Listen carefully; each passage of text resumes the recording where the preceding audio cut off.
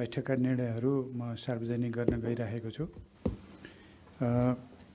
पहिलो निर्णय, विश्वव्यापी महामारीको रूप लिएको कोभिड-19 को संक्रमण फैलिने सम्भावना देखिएकोले नेपाल सरकार मन्त्री परिषदको मिति 2077 1-14 गतेको निर्णयअनुसार सो रोग रोकथाम र निर्मूल गर्न संक्रामक रोग ऐन 2020 को दफा 2 बमोजिम मिति 2077 वैशाख 25 गते बिहिबार मध्यरातसम्मका लागि नेपालभर लागू हुने गरी जारी गरिएको आदेश हाललाई मिति 2077 साल जेठ 5 गते सोमबार मध्यरातिसम्मका लागि नेपालभर लागू हुने गरी निरन्तरता दिने र सोको सूचना नेपाल राजपत्रको अतिरिक्ताङ्क गरी प्रकाशित गर्ने। दोस्रो निर्णय छ, विश्वव्यापी महामारीको रूपमा फैलिएको कोभिड-19 रोगको संक्रमणबाट सुरक्षित रहनका लागि छिमेकी मित्र राष्ट्रहरू लगायत अन्य मित्र राष्ट्रहरूले चालेका प्रयास र अनुभवहरू समेतलाई ध्यानमा राखी यस क्षेत्रमा बसोबास गर्ने व्यक्तिलाई सो रोगको संक्रमणबाट सुरक्षित राख्न नेपालको अन्तर्राष्ट्रिय सीमानामा रहेका नेपाल प्रवेश गर्ने सबै प्रवेश बिन्दु र खुला सीमानाको जुनसुकै स्थानबाट हुन सक्ने यात्रुहरूको आवागमन 2077 वैशाख 31 गते बुधबार मध्यरातसम्मका लागि स्थगित गरिएकोमा हाललाई मिति 2077 ज्येष्ठ 18 गते बुधबार ज्येष्ठ 18 गते आइतबार मध्यरातसम्मका लागि नेपालको अन्तर्राष्ट्रिय सीमानामा रहेका नेपाल प्रवेश गर्ने सबै प्रवेश बिन्दु र खुला सीमानाका जुनसुकै स्थानबाट हुन सक्ने यात्रुहरूको आवागमन स्थगित गर्ने गरी निरन्तरता दिने, तर माल सामानको ढुवानीलाई यथावत कायम राख्ने, सबै किसिमको आन्तरिक र बाह्य व्यावसायिक यात्रुवाहक हवाई उडानहरू उक्त अवधिसम्म स्थगित गर्ने, यो आदेशको पालना नगरी सीमानाकाबाट प्रवेश गर्ने गराउने र प्रवेश गरेका मानिसहरूलाई लुकाउने कार्य गराएमा प्रचलित कानुन बमोजिम कारबाही गर्ने। तेस्रो निर्णय छ, विश्वव्यापी महामारीको रूप लिएको कोभिड-19 को संक्रमणको रोकथाम नियन्त्रणका लागि सरकारले संक्रामक रोग ऐन 2020 को दफा 2 बमोजिम जारी गरेको आदेश जनताको जीवन रक्षाको लागि हो। हालसम्म यो आदेश पालना गरी साथ दिनुभएकोमा नेपाल सरकार सम्पूर्ण दिदीबहिनी तथा दाजुभाइहरूलाई हार्दिक धन्यवाद ज्ञापन गर्दछ। साथै मिति 2077 ज्येष्ठ 5 गते सोमबार मध्यरातसम्मका लागि जारी भएको उक्त आदेश र मिति 2077 ज्येष्ठ 18 गते आइतबार मध्यरातसम्मका लागि नेपालको अन्तर्राष्ट्रिय सीमानामा रहेका नेपाल प्रवेश गर्ने सबै प्रवेश बिन्दु र खुला सीमानाका जुनसुकै स्थानबाट हुन सक्ने यात्रुहरूको आवागमन स्थगित गर्ने कार्यको पूर्ण पालना गराई सहयोग पुर्याउन हुन नेपाल सरकार सम्पूर्ण दिदीबहिनी दाजुभाइहरूलाई हार्दिक आह्वान आग्रह गर्दछ। चौथो निर्णय छ, उक्त अवधिमा औषधि, स्वास्थ्य सामग्री जस्ता अत्यावश्यक वस्तुको उत्पादन र बिक्री वितरण, खाद्य वस्तु लगायतका कृषि तथा पशुपक्षीजन्य उत्पादन र बिक्री वितरण, औद्योगिक वस्तुको उत्पादन तथा बिक्री वितरण, विकास आयोजनाहरूको सञ्चालनको लागि आवश्यक पर्ने ढुङ्गागिटी बालुवा लगायतका निर्माण सामग्रीको ढुवानी र न्यूनतम ब्याङ्किङ तथा वित्तीय सेवालाई सुचारू गर्न केन्द्रीय कोभिड-19 क्राइसिस म्यानेजमेन्ट सेन्टर र प्रदेश स्तरीय कोभिड-19 क्राइसिस म्यानेजमेन्ट सेन्टरसँग आवश्यक समन्वय गरी सम्बन्धित जिल्लाको कोभिड-19 क्राइसिस म्यानेजमेन्ट सेन्टरले सङ्क्रमणको जोखिमको अवस्था मूल्याङ्कन गरी स्वास्थ्य सुरक्षाका मापदण्ड पालना गराई सामाजिक दूरी कायम गराई देहाय बमोजिमका क्रियाकलापहरू सञ्चालन गर्ने गराउने व्यवस्था मिलाउने, कृषि तथा पशुपक्षीजन्य सम्बन्धी व्यवस्था, खाद्य वस्तु र अन्य बाली लगाउने तथा पाकेको बाली भित्र्याउने कार्य, पशुपक्षी पालन, माछा पालन, कुखुरा पालन र बिक्री वितरण, फलफुल तरकारी, दुध र दुग्धजन्य पदार्थको उत्पादन, सङ्कलन, भण्डारण र बिक्री वितरण, नर्सरीबाट बिरुवाको उत्पादन, घाँस तथा दाना उत्पादन र बिक्री वितरण, कृषि बिउ बिजन उत्पादन, भण्डारण र बिक्री वितरण, शीत भण्डारण। स्वास्थ्य सेवा सम्बन्धमा भएका निर्णयहरू, सरकारी तथा निजी क्षेत्रबाट सञ्चालित स्वास्थ्य संस्थाहरू, अस्पताल, nursing home, polyclinic, lab, diagnostic सेन्टरहरूको सञ्चालन, सबै प्रकारका खोप लगायतका अत्यावश्यक सेवाहरूको सञ्चालन। त्यसैगरी औषधि तथा स्वास्थ्य सामग्री र मेडिकल अक्सिजनको उत्पादन तथा बिक्री वितरण, औषधि पसलहरू, आयुर्वेदिक र होमियोप्याथिक समेतको सञ्चालन, एग्रोभेट र भेटिनरी औषधि पसलहरूको सञ्चालन र तत्सम्बन्धी सेवाहरू। त्यसैगरी जनशिक्षा सामग्री केन्द्र लिमिटेडबाट पाठ्य पुस्तक बिक्रीको अनुमति लिएका पुस्तक पसलहरू खोल्न समेत अनुमति दिने निर्णय भएको छ।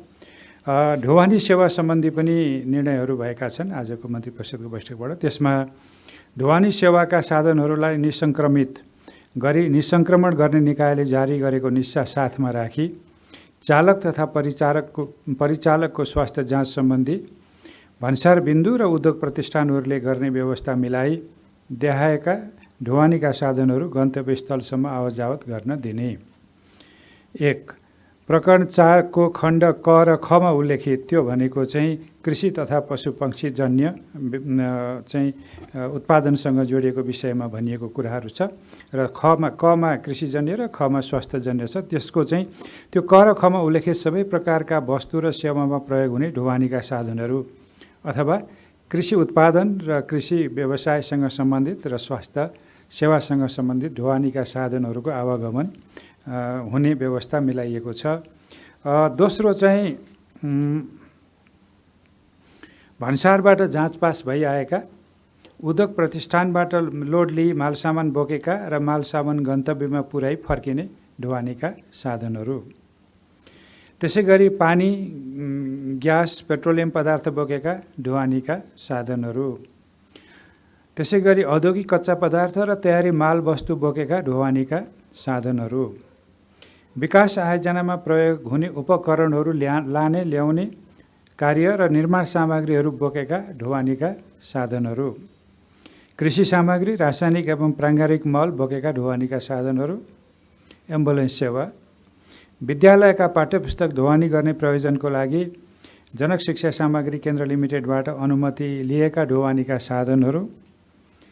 काठमाडौँ उपत्यका प्रवेश गर्ने मालवाहक सवारी साधनहरूमा यात्रु राख्न नपाइने निर्णय भएको छ र त्यसमा थप निर्णय म सुनाउन गइरहेको छु। प्रवेश बिन्दुमा त्यस्ता सवारी साधनका सवारी चालक र सहयोगीको नाम, जन्म मिति, काठमाडौँ प्रवेश गरेको र फर्केको मिति सहितको विवरण राख्ने र सवारी साधन फर्की जाँदा सोही विवरण बमोजिमको व्यक्ति भए नभएको जाँच गर्ने। झुठा विवरण दिई यात्रा गरेको पाइएमा सवारी साधन नियन्त्रणमा लिई कारबाही गर्ने। अनधिकृत व्यक्तिहरू कुनै पनि ढुवानीको साधनको उपयोग गरेर प्रवेश गर्ने निस्कने स्थिति नरहोस् भन्नको लागि पनि यो निर्णय गरिएको छ। त्यसै गरी एम्बुलेन्स दुरुपयोग गर्नेलाई पनि कारबाही गर्ने भन्ने निर्णय भएको छ र अत्यावश्यक कामको लागि दिइने सवारी साधनको पास चाहिँ न्यूनतम सङ्ख्यामा जारी गर्ने भनेर सम्बन्धित निकायलाई निर्देशन पनि दिएको छ। अब विकास आयोजना सम्बन्धी भएका निर्णयहरू म सुनाउन गइरहेको छु। यसमा राष्ट्रिय गौरवका आयोजनाहरू, सरकारी र निजी स्तरबाट सञ्चालित जलविद्युत आयोजनाहरू, सिँचाइ आयोजना, खानेपानी आयोजना, विमानस्थल निर्माण, सडक र पुल निर्माण, सरकारी भवन निर्माण एवं प्रबलीकरण र एक स्थानमा एक पटकमा अधिकतम 10 जनामा नबढ्ने गरी सञ्चालन गरिने अन्य सहरी पूर्वाधारका शीर्षकका आयोजनाहरू।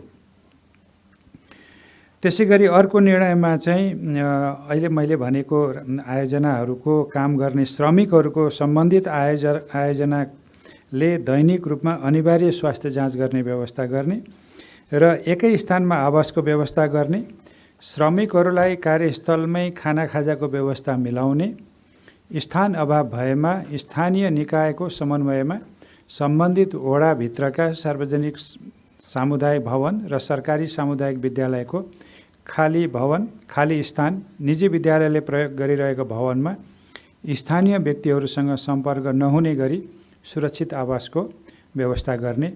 यस सम्बन्धी खर्च सम्बन्धित निर्माण व्यवसायीले नै बेहोर्ने।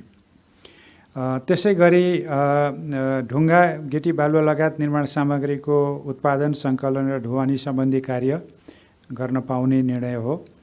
त्यसै गरी सिमेन्ट उद्योगको लागि खानी सञ्चालन गर्नको लागि चाहिने चुनढुङ्गा, कोइला, क्लिङ्करको उत्पादन, सङ्कलन र ढुवानी सम्बन्धी कार्य पनि गर्न पाउने निर्णयमा छ र नदी नियन्त्रण सम्बन्धी कामहरू जो हामीले बर्खा लाग्नु अगाडि नै गर्नुपर्ने हुन्छ र मानवीय क्षति हुन सक्ने, बस्तीमा क्षति हुन सक्ने, धनजनको क्षति हुन सक्ने कुराहरूलाई पनि ध्यानमा राखेर स्वास्थ्य सम्बन्धी र सुरक्षा सम्बन्धी मापदण्ड अपनाएर नदी नियन्त्रणका कामहरू पनि गर्न सकिने निर्णय भएको छ।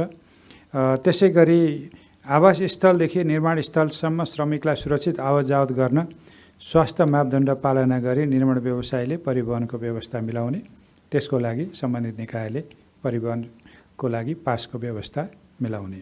अर्को निर्णय सार्वजनिक सेवा सम्बन्धी छ। त्यसमा ब्याङ्क तथा वित्तीय संस्थाहरू, बिमा, धितोपत्र, सहकारी संस्थाहरू मार्फत अति आवश्यक सेवा प्रवाह गर्नुपर्ने कार्यको लागि आवश्यक पर्ने कर्मचारीहरूमध्ये बढीमा 1/3 कर्मचारीद्वारा सेवा सञ्चालन गर्ने। दोस्रो निर्णय छ, अति आवश्यकीय सेवा प्रदान गर्ने सरकारी कार्यालय तथा सार्वजनिक संस्थानहरूमा आवश्यक न्यूनतम कर्मचारीहरूबाट आलो पालो मिलाई कार्यालय सञ्चालन गरी तोकिएका स्वास्थ्य सुरक्षा सम्बन्धी मापदण्डको अनुसरण गरी सञ्चालन गर्ने। अर्को निर्णय छ, सार्वजनिक सेवा सञ्चालन गर्ने प्रयोजनका लागि उपत्यकाभित्रका सार्वजनिक निकायका हकमा सम्बन्धित मन्त्रालयको सचिव र अन्य निकायको हकमा सम्बन्धित निकायको प्रमुखको सिफारिसमा नियामक निकायले त्यस्ता कार्यालयमा रहेको कुल सवारी साधनमध्ये 1/4 सङ्ख्यामा नबढ्ने गरी सवारी पास उपलब्ध गराउने। औद्योगिक उत्पादन सम्बन्धी पनि केही थप निर्णयहरू गरिएको छ। यो लकडाउनको अवधिभर उत्पादन प्रक्रियामा संलग्न श्रमिक कामदारलाई उद्योग प्रतिष्ठानले छुट्टै स्थानमा राख्ने बन्दोबस्त मिलाई काममा लगाउने, आफ्नो प्रतिष्ठानभित्र पर्याप्त स्थान नभएमा उक्त प्रतिष्ठान रहेको स्थानीय निकायको समन्वयमा सम्बन्धित वडाभित्रका सार्वजनिक, सामुदायिक भवन वा सरकारी र निजी विद्यालय वा खाली स्थानमा स्थानीय व्यक्तिहरूसँग सम्पर्क नहुने गरी सुरक्षित आवास तथा खाजा खानाको व्यवस्था गर्ने। यस सम्बन्धी खर्च सम्बन्धित उद्योग प्रतिष्ठानले नै बेहोर्ने। आवास स्थलदेखि उद्योग प्रतिष्ठान रहेको स्थानसम्म श्रमिकहरूलाई स्वास्थ्य मापदण्ड पालना गरी सुरक्षित परिवहनको व्यवस्था मिलाउने। उद्योगहरूले कार्यस्थललाई अनिवार्य रूपमा सेनिटाइजेसन गर्ने र नियमित स्वास्थ्य जाँच तथा स्वास्थ्य सुरक्षाको सुनिश्चित गरी देहायका उद्योग सञ्चालन गर्ने व्यवस्था मिलाउने। ती उद्योगहरूमा चामल, दाल, तेल, चिउरा, चिनी, बिस्कुट, पाउरोटी, पिठो, चाउचाउ जस्ता दैनिक उपभोग्य खाद्य वस्तु, पानी प्रशोधन, औषधि, स्वास्थ्य सामग्री, साबुन उत्पादन र सोको प्याकेजिङ सामग्री उत्पादन गर्ने उद्योगहरू, ग्यास बोटलिङ गर्ने साना तथा घरेलु उद्योगहरू, निर्यातजन्य र विशेष आर्थिक क्षेत्रमा सञ्चालित उद्योगहरू र सिमेन्ट डन्डी जस्ता निर्माणजन्य उद्योगहरू पनि सञ्चालन गर्न दिने निर्णय गरिएको छ। र बढीमा 5 जनासम्म कामदार रहने गरी सवारी साधनको मर्मत सम्भार गर्ने वर्कसप, इन्टरनेट जडान गर्ने र मर्मत गर्ने, प्लम्बिङ र इलेक्ट्रिकल सेवा पनि खोल्न दिने निर्णय भएको छ। राजमार्गका होटल र रेस्टुरेन्ट सम्बन्धी पनि निर्णय भएको छ। खास गरी ढुवानीका साधन लिएर हिँड्नुपर्ने चालकहरू र अति आवश्यक काममा हिँड्नुपर्ने व्यक्तिहरूको लागि नै सेवा प्रवाह गर्न जरुरी भएकोले राजमार्ग र सहायक राजमार्गमा कम्तीमा 50 किलोमिटरको दूरीमा सम्बन्धित स्थानीय तहले तोकेको स्थानमा स्वास्थ्य तथा जनसङ्ख्या मन्त्रालयले स्वीकृत गरेको मापदण्ड अवलम्बन गरी सवारी साधन मर्मत गर्ने वर्कसप, पेट्रोल पम्प र खानाको प्याकेट मात्र बिक्री गर्ने गरी होटल रेस्टुरेन्ट सञ्चालन गर्ने व्यवस्था स्थानीय प्रशासनले मिलाउने। राजमार्ग र सहायक राजमार्गमा सञ्चालन हुने सवारी साधनहरू उपयुक्त बमोजिम निर्धारित समय र स्थानमा मात्र रोक्न पाउने व्यवस्था पनि गर्ने निर्णय गरिएको छ। केही व्यवस्थापकीय कार्य सम्बन्धी पनि निर्णयहरू भएका छन्। खास गरी सम्बन्धित रोजगारदाता, स्थानीय तह, सेवा प्रदायक, स्थानीय प्रशासनले आवागमन सहजीकरण गर्ने सामाजिक दूरी कायम गराउने, अनिवार्य रूपमा काम गर्नेहरूले हिँडडुल गर्नेले मास्क प्रयोग गर्ने, शरीरको तापक्रम मापन गर्ने, सेनिटाइजर र ग्लोभ्सको प्रयोग गर्ने, विद्युतीय माध्यमबाट भुक्तानी गर्ने र नगद कारोबार गर्दा खुद्रा पैसाको लेनदेन कम हुने गरी गर्ने व्यवस्था गर्ने र एक ठाउँमा 5 जनाभन्दा बढी व्यक्ति जम्मा नहुने गरी यो सब काम गर्ने भन्ने पनि निर्देशन भएको छ। र अर्को निर्णय चाहिँ प्रतिनिधि सभा, राष्ट्रिय सभा र संसदीय समितिका बैठकहरू स्वास्थ्य सुरक्षाका मापदण्डहरू पालना गरी सञ्चालन गर्ने व्यवस्था मिलाउने। अब माथि उल्लेख गरिएका कुराहरूमा माथि जे उल्लेख गरिएको भए पनि अर्को आदेश वा सूचना जारी नभएसम्म चाहिँ देखाएका स्थान र स्थलहरू बन्द रहनेछन् र देखाएका क्रियाकलापहरू त्यहाँ सञ्चालन गर्न ती क्षेत्रहरूमा पाइने छैन। पहिलो चाहिँ विश्वविद्यालय, क्याम्पस, विद्यालय लगायतका सबै शैक्षिक संस्था, तालिम तथा प्रशिक्षण केन्द्रहरू, गैर खाद्य वस्तु बिक्री गर्ने व्यावसायिक मलहरू अथवा स्टोरहरू, cinema hall, party palace, fun park लगायतका सार्वजनिक स्थलहरू, सार्वजनिक जमघट, धार्मिक स्थलहरू जसभित्र मन्दिर, गुम्बा, मस्जिद, चर्च, गुरुद्वारा आदि पर्छन्, त्यहाँ हुने भेला र धार्मिक एवं सांस्कृतिक कार्यक्रमहरू पनि गर्न नपाइने लिस्टमा राखिएको छ। त्यसै गरी रङ्गशाला, खेलकुद स्थल, फुटसल, शारीरिक सुगठन गर्ने स्थल र gymkhana, fitness centre, salon, beauty पार्लरहरू पनि खोल्न पाइने छैन।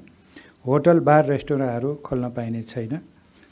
त्यसै गरी स्थानीय प्रशासनबाट सवारी पास पाएका बाहेक सबै प्रकारका यात्रुवाहक सवारी साधनहरू चलाउन पाइने छैन। 12 वर्ष मुनिका बालबालिका, अशक्त भएका व्यक्ति, बिरामी तथा 70 वर्ष पुरा भएका ज्येष्ठ नागरिक तथा गर्भवती महिलाहरूको आवत जावत तथा हिँडुल घुमघामका गतिविधिहरू गर्न पाइने छैन। आन्तरिक तथा अन्तर्राष्ट्रिय व्यावसायिक यात्रुवाहक हवाई उडान गर्न पाइने छैन। केबल कार र चाहिँ रेल सेवा सञ्चालन गर्न पनि अहिले रोकिएको छ, त्यो पनि पाइने छैन।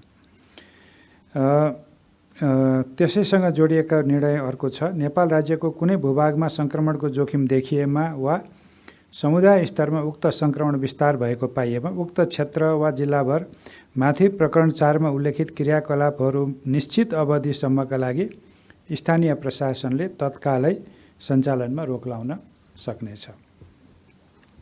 त्यसपछि एउटा आजको मन्त्री परिषदको म अन्तिम निर्णय भन्न गइरहेको छु। हामी सबैलाई थाहा छ, भोलि बुद्ध जयन्ती वैशाख 25 गते सिद्धार्थ गौतमको जन्मदिनको पावन अवसरको स्मरण गर्दै भोलि 25 गते चाहिँ विश्व शान्तिको कामना गर्दै र कोरोना रोगको रोकथाममा लागेका चिकित्सकहरू, स्वास्थ्यकर्मीहरू, सुरक्षाकर्मीहरू, एम्बुलेन्स चालकहरू, राष्ट्रसेवकहरूको पनि सम्झना गर्दै, उहाँहरूको पनि सम्मान गर्दै र विश्वभर कोरोनाको कारणले मृत्यु भएका व्यक्तिहरूको चिर शान्तिको कामना गर्दै र कोरोनाको रोगबाट सङ्क्रमित व्यक्तिहरूको शीघ्र स्वास्थ्य लाभको पनि कामना गर्दै र यो कोरोनाको सङ्क्रमणबाट हामी सबै सुरक्षित रहन सक्छौँ र हामी चाहिँ आफूलाई सुरक्षित रहने प्रतिबद्धता हामी पालना गर्छौँ, कायम गर्छौँ भन्ने यो सबै प्रतिबद्धता सहित भोलि साँझ 7 बजे सबैले आफ्नो स्थानबाट दीप प्रज्वलन गर्ने गरी सबै जनसमुदायलाई आह्वान गर्ने पनि निर्णय भएको छ। आज मन्त्री परिषदबाट भएका मुख्य निर्णयहरू यिनै हुन्। धन्यवाद।